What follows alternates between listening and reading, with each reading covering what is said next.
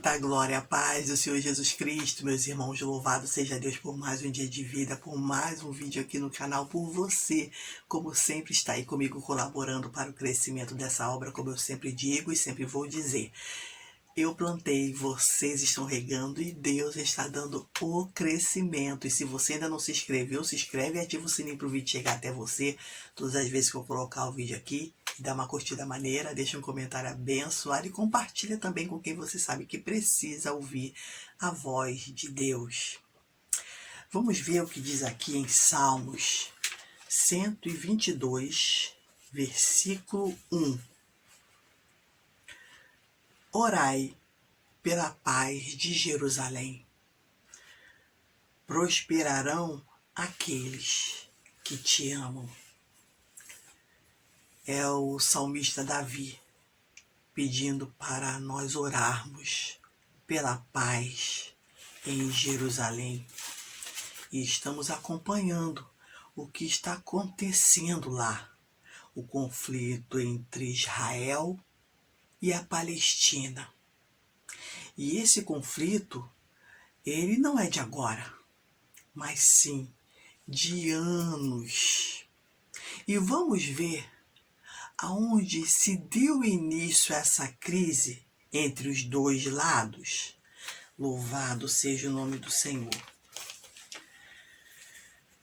Aqui em Gênesis 16, versículo do 1 ao 3, que diz assim.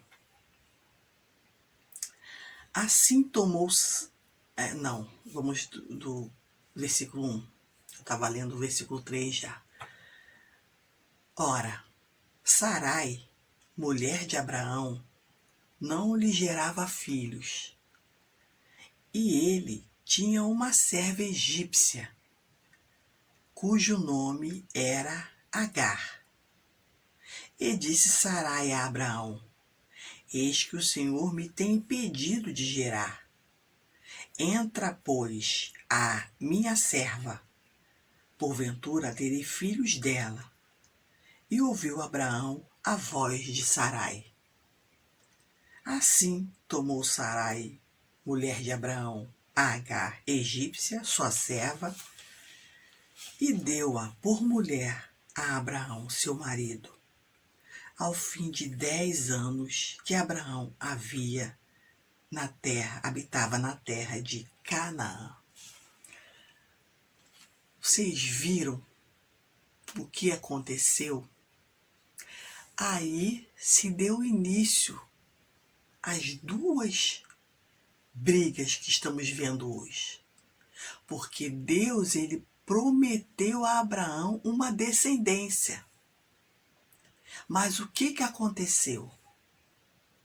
Satanás, ele sempre entra no caminho para atrapalhar, para impedir a promessa de Deus acontecer na nossa vida. E se nós estivermos desligados, como Sarai estava desligada, podemos cair na cilada do diabo e a promessa de Deus atrasar. Abraão, um homem que tinha um relacionamento com Deus, tinha acabado de fazer uma aliança com o Senhor, se deixou levar pela proposta da sua esposa. Ele tinha que entender o seguinte, que ele é quem tinha um compromisso com Deus, e não ela exatamente. Portanto, que ela se desesperou quando viu que não poderia gerar filhos, quando viu que a esperança dela tinha acabado, quando viu que para os olhos naturais ela não teria mais essa possibilidade de ser mãe. Mas ele, que tinha um relacionamento com Deus, ele que falava, conversava, ouvia a voz de Deus, se deixou levar, assim como Adão. Adão, ele foi colocado no Éden e ouviu Deus falar com ele. que daquela árvore do bem e do mal não era para comer, não era para experimentar. Deus falou com Abraão, com Adão, mas ele se deixou levar pela influência de Eva. Louvado seja o nome do Senhor. Muitas das vezes é isso que acontece conosco. Deus nos faz uma promessa. Deus mostra para nós o que Ele quer de nós, o que Ele quer fazer em nossa vida. Mas nós nos deixamos levar por pessoas. Nós nos deixamos levar por circunstâncias. Nós nos deixamos levar por acontecimentos. Se o nosso Deus dizemos, pregamos, falamos que o nosso Deus é o Deus do impossível, e quando passamos por situações assim, mostramos que não acreditamos nesse Deus do impossível, porque quando nós falamos uma coisa, mas não agimos de acordo com o que falamos, é porque não acreditamos no que falamos. A atitude fala mais do que palavras. E Deus quer que venhamos não só falar, dizer que temos um Deus do impossível, mas não viver segundo quem tem esse Deus. Isso é fé.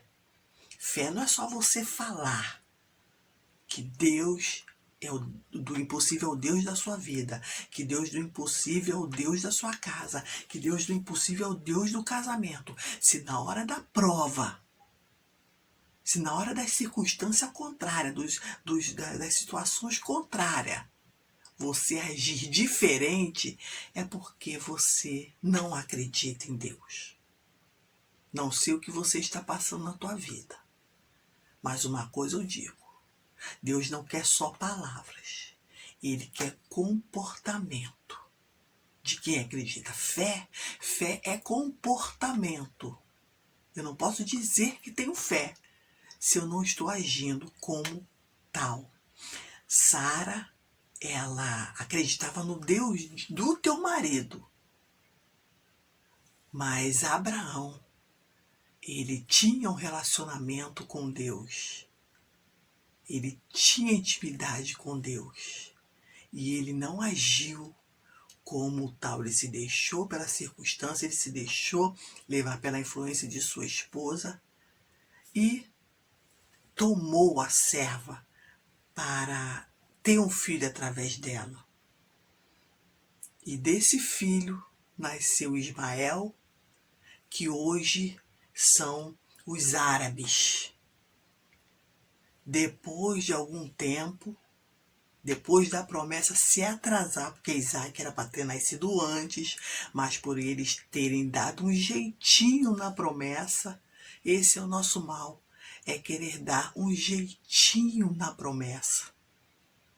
E acabamos nos atrapalhando mais ainda.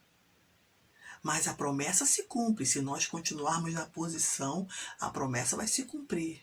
Mas poderia ter sido antes do que esperávamos. E quando Agar viu que já tinha concebido a criança, ela se mostrou quem verdadeiramente era.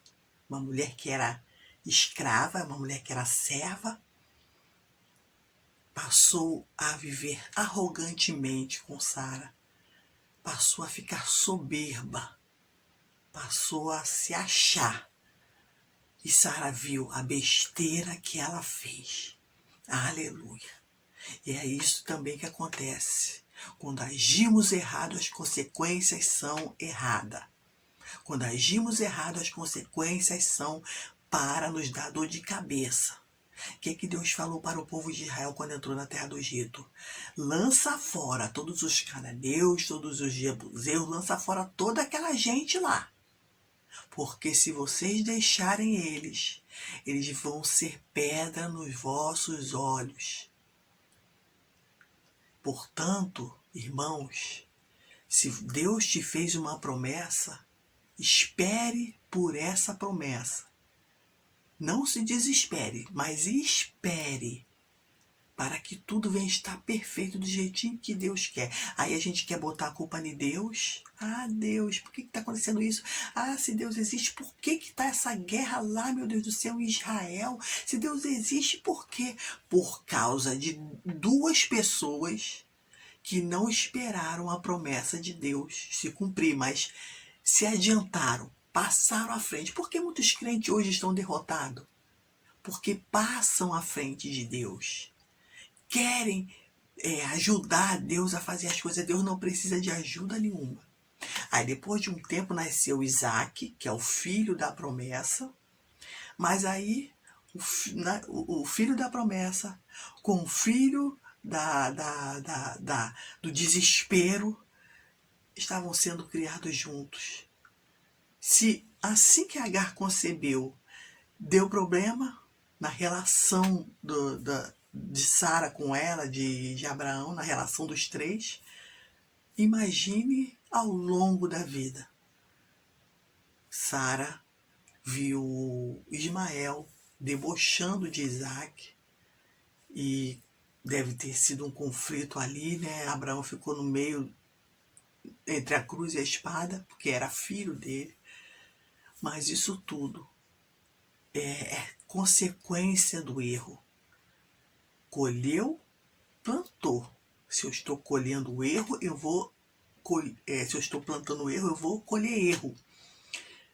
Mas se eu estou colhendo a fé, colhendo a esperança, eu vou receber a minha promessa. Eu vou receber aquilo que eu esperava. Eu vou receber aquilo que eu acreditava. Mas chegou um momento que a situação não estava mais suportando. Deus, ele permitiu que Abraão mandasse Agar embora. A Sara não quis mais ela perto, não suportou aquilo ali. Porque o que não é de Deus, meu irmão, não fica. Não fica. Serviu só para atrapalhar a situação. Mas se não foi Deus que colocou ali, não vai ficar. E por isso Deus permitiu que Abraão obedecesse a Sara, que expulsasse a Agar e a Ismael. Mas Deus, como é justo, Deus como é fiel, Deus como é um Deus de amor, ele também não desamparou a Ismael, não desamparou a Agar. E ele fez promessa que eles iriam ser uma grande nação. E são, como estamos vendo hoje. Isaac, que é os judeus, e Ismael, que são os árabes. Os dois irmãos lutando até hoje pela terra prometida. Tá lá os palestinos, tá lá o povo israelense brigando entre si, quando que tudo isso poderia ser evitado lá na frente, aqui onde lemos. Vocês pensam que o erro nosso, o pecado nosso, aquela pressa que tínhamos de ter marido, aquela pressa que tínhamos de ter uma casa, aquela pressa que tínhamos de ter um filho, de ter um carro, de ter um... E se a gente agir segundo os nossos anseios, você não acha que isso vai refletir pro resto da vida, não? Ah, acabou ali, errei, pronto, acabou, não. Vai refletir pro resto da vida. Aquele erro que cometemos reflete pelo resto da vida. Quantos passaram à frente de Deus hoje estão com filhos que não eram para ter vindo naquele tempo? Mas hoje esse filho o impede de muitas coisas. Por quê? Porque não era tempo de vir. Filho é bênção, é. Mas muitas das vezes deixamos vir na hora errada. E aí? Vamos ter que parar aquilo para poder cuidar da criança que não tem culpa de nada. Quantas vezes pessoas querem um marido, querem um casamento? As pessoas falam para mim: Heloísa, você é tão nova, ainda não casou até hoje. Teu marido morreu já tem 12 anos. Por que tu não casou até hoje? Prefiro esperar com paciência no Senhor para quando vir da forma que Deus quer, do jeito que Deus quer, da maneira que Deus quer. Porque vai eu ouvir influências terceiras. Como eu vou quebrar minha cara. Como eu vou me dar mal. E como eu vou carregar isso pro resto da vida. Quantas pessoas se apressaram em casar, casaram e estão sofrendo até hoje. Muitas se separaram. Por que muitos crentes casam, separam? Então é uma coisa ridícula isso. Crente separar e casar, separar e casar, separar. Isso é feio. Isso é feio para a obra de Deus. Isso é feio. Aleluia, para o nome de Jesus. Mas por quê? Porque ele não quer esperar. Porque não tem Jesus como centro de sua vida. Se nós colocarmos Jesus como centro, porque quem tem Jesus não sente falta de nada. Então, se ele estiver como centro de nossas vidas, vamos saber esperar. Porque é melhor esperar em paz do que se apressar e pegar cargas, pegar peso e viver sem paz pelo resto da vida se lamentando. Então, esse conflito que estamos vendo hoje deu início aqui, quando Agar foi posta por Sara como mulher do seu marido, para gerar um filho. E quantas vezes nós estamos errando assim também, querendo dar um jeitinho no que Deus tem para nós. Vamos se ligar, meus irmãos, e vamos orar, já que estão lá Ismael e Isaac, os árabes com os judeus, Palestina contra Israel. Já que estão lá, já que isso aconteceu, o que resta fazer? Orar. Para Deus trazer paz para aquele lugar. E se você também está passando por uma situação semelhante, onde você passou à frente de Deus e agora tem que estar colhendo aquilo que você plantou lá na frente, lá atrás, ore por essa situação também. Que o nosso Deus, Ele é um Deus de amor, de bondade. Assim como Deus vai trazer paz para aquele lugar no momento certo, e a gente sabe qual é o momento certo, é quando Jesus voltar para nos buscar.